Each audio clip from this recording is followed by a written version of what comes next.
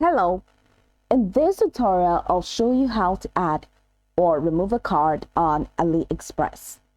Here's a guide on how to add or remove a card on AliExpress web app. The first thing to do is to log into AliExpress. And how do you log in? Open the AliExpress website using any browser of your choice at aliexpress.com. Log into your account with your account's credentials. After logging in, hover over your profile icon in the top right corner of the page.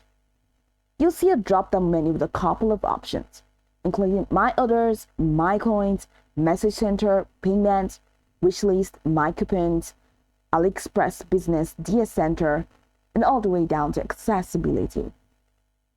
Now, click on Settings from the drop-down menu. This is going to take you to your account settings. Now, in your account dashboard, go ahead and find Payment in the left panel. That's in the left navigation panel. Now, click on Payment. On the Payment Methods page, you're going to see a couple of options, including Add New Card under the card category.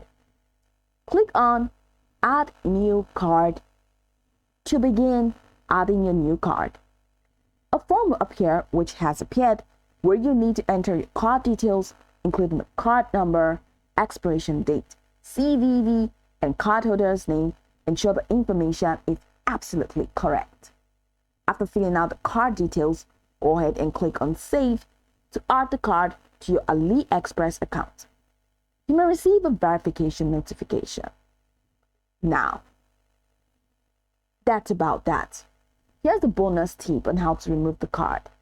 As with adding the card, log into your AliExpress account, and once logged in, hover over your profile icon, select Settings, and navigate to the Payment section in the left corner.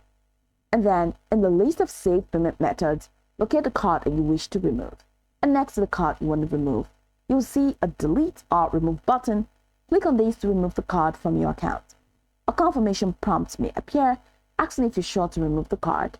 Go ahead and click Confirm to finalize the removal. And that's it.